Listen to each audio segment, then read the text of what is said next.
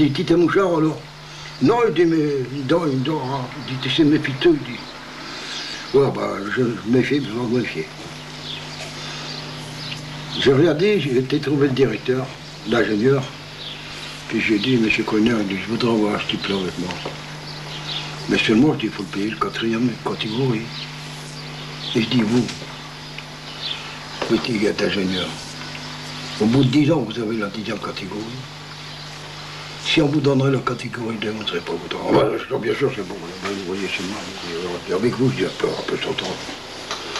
Ah, il dit, il ne faut pas trop compter sur moi. Il dit, moi, il faut que je compte avec le patron, puis les autres. Hein. Je dis, ben oui, mais moi, je ne vous demande rien. Je vous demande simplement le faveur de le mettre avec moi. Et puis, je dis, ben, je vais voir le directeur s'il faut pour payer basse catégorie, quoi. Alors, ça a marché. Puis un beau jour, j'ai été appelé au bureau. Au patron. On m'a dit, monsieur Quignon, on a appris que vous avez fait une réunion syndicale. Je dis, oui, monsieur, je ne suis pas défendu. Le syndicat, il y a l'école, hein. Le syndicat était peut-être supprimé pendant la guerre, mais maintenant il est légaux. Bon, j'ai toujours été syndiqué. Et puis je suis quoi aujourd'hui? Oui, mais... C'est ça.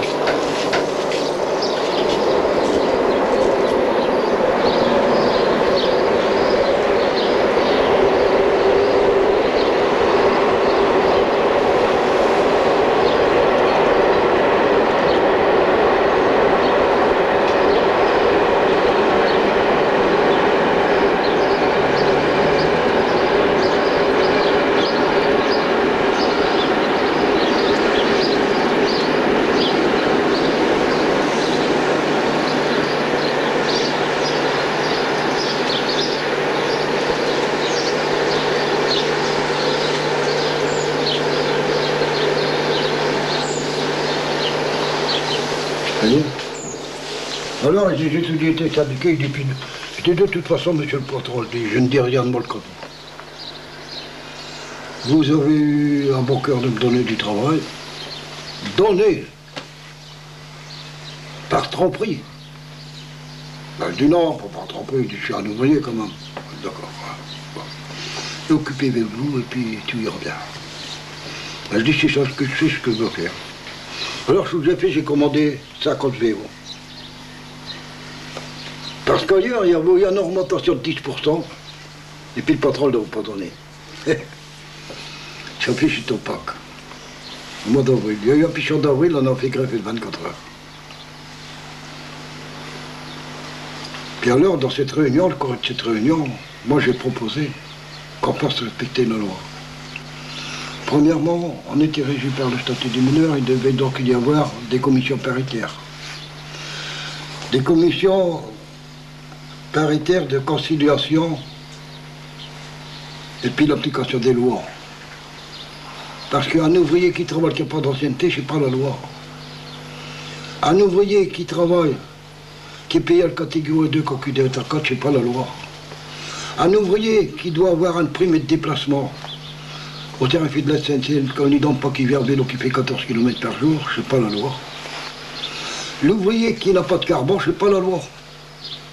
L'ouvrier qui n'a pas de maison, et puis si il y a une maison qu'on ne peut pas passer à loyer, c'est pas la loi non plus. Alors il y a beaucoup de choses qui ne sont pas la loi. Et il y en a trop. Alors, on demande la formation d'une réunion de commission paritaire pour faire appliquer les lois. Le directeur ici oppose. Moi je le propose aux camarades, il forme 5 membres, puis on vote pour ça. Alors, du fait que c'est moi qui le propose, on me dit, bah, toi, tu vas être candidat. Alors, mais je dis à mes camarades, je dis, moi, je ne peux pas être candidat. Je suis déchu de mes droits civiques pendant 5 ans. C'est pas difficile, vous ne comprenez pas? Ah bah, si tu ne te prends pas, on te prendra un autre. Ouais, mais je dis, vous savez, vous allez mettre le pistolet à nos patrons. Hein. Ça, vous pouvez l'être sûr. T'en fais pas vraiment. Alors un jour, dès le réunion, on est convoqué, après des réticences, puis on présente 6 candidats.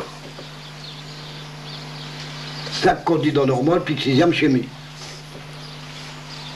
Alors moi, on me propose, pour être candidat à la commission paritaire, et discipline et de conciliation, ça veut tout dire.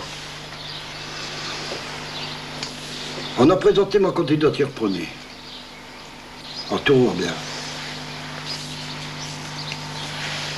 Alors on demandait que les ouvriers qui soient payés à l'ancienneté.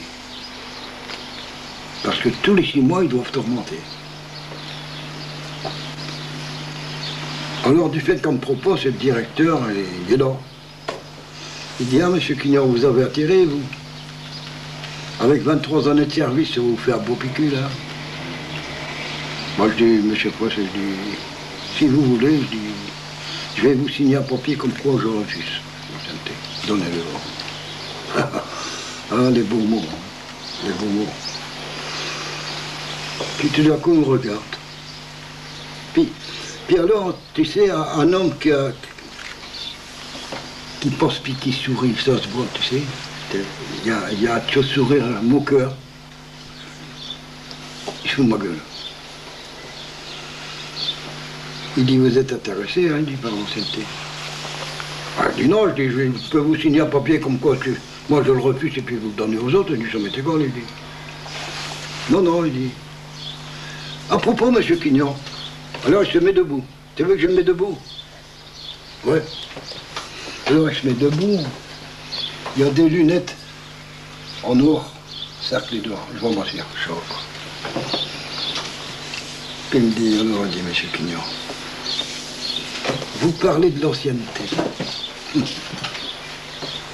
Qui vous dit que dans 3 mois vous serez encore en Bertholène? Alors là, j'ai senti le va venir. J'ai compris que les renseignements étaient arrivés. Parce que pour lui affirmer, qui vous dit que dans 3 mois vous serez encore en Bertholène? Alors je ne dis pas que je serai encore en Bertholène, je peux être mort de plusieurs façons. On peut être tué. Alors on dit, ben on verra ça, hein, monsieur Quignon. Et je dis, monsieur Freud, permettez-moi une question. Permettez-moi de vous féliciter. Parce que vos renseignements fonctionnent en merveille. Vous savez qui je suis, d'où je viens. Ben, c'est pas difficile, hein. Moi, je viens d'un fils de mineur. Je suis mineur. Si je serais encore en Bertholène, je l'espère dans ce moment. Mais je l'espère aussi pour vous. Parce que j'étais au moment où Foster Dulles, qui était anticommuniste, qui voulait assassiner tout le monde. Tout le monde. Même Charlie Chaplin était obligé de foutre le camp en Angleterre. Puis je dis, écoutez, monsieur Frère, c'est un grand honneur pour moi d'avoir commencé au fond de la Ménate à l'âge de 13 ans. Et tous vos renseignements n'ont pas pu vous dire que Quignon est un feignant. Vous comprenez, je dis, monsieur le Presse. Parce que quand vous parlez de tourment, à savoir si dans 3 mois vous ne serez pas écrasé sous la bombe atomique, vous et moi. À savoir si dans 3 mois, place de vous appelez monsieur le directeur, quand vous appellerez pas camarade parce que vous avez un il est en votre dos. Ah! Sortez, vous voulez me faire sortir, j'ai pas sorti. Mais on a été obligé de me remplacer. Je pouvais pas aller contre la loi, j'étais déchu de mes droits civiques. Alors, je l'avais dit aux camarades, mais alors là, ils ont regardé tout bête, d'accord, quand je dis, permettez-moi de vous féliciter pour vos renseignements qui fonctionnent en merveille, monsieur le Président. Coupé parce qu'on...